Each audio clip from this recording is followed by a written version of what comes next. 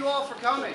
We're faced with a very clear choice between two different approaches, between two very different men, and what to do with a struggling economy and high unemployment.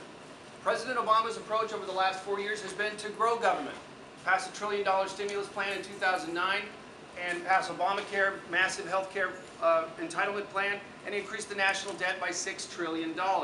And he'll tax the rich to pay for it all.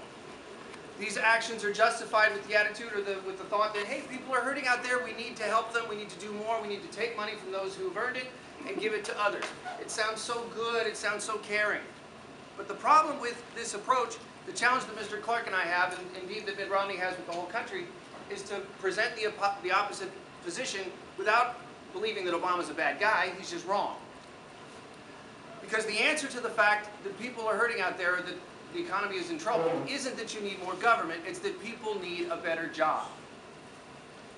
None of President Obama's policies have created jobs, and in fact they've hurt growth. When he took office, he said he would have unemployment at 5.4% by now. It's 9 million jobs short of that goal.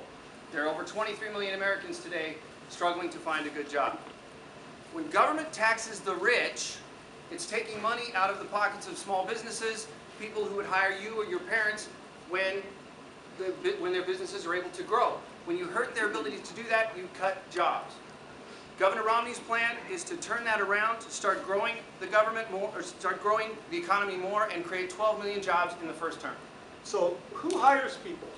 I mean, looking around the room, we know that small businesses, and some of your parents are either owners of a small business or work at a small business. We know that small businesses hires 54% of workers in our country. So Rosemary, your parents, your dad works at a small business. Natalia, your mom and dad work at a small business. Katie, your dad works at a small business. So we aren't looking at just strange random people. We're talking about people like you, people who are saving for college, people who are trying to put food on the table so you can have a better life. It affects you guys, not some big oil or some big business.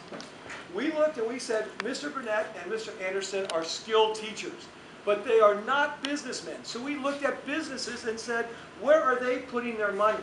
And in 2008, interestingly enough, most small business contributions went to Democrats, 55%, compared to only 45% for Republicans. 4 years later, the small businesses are putting 60% of their money towards Mitt Romney. They said Obama was a good bet in 2008. They say he's a very bad bet in 2012. We know that, for example, that our unemployment numbers are going down, are going up. And you need to account everybody who's looking for jobs, not just people who stopped looking for jobs. All right. That's the end of the 3-minute opening. Mr. Burnett, Mr. Andersen, you guys have 3 minutes to respond.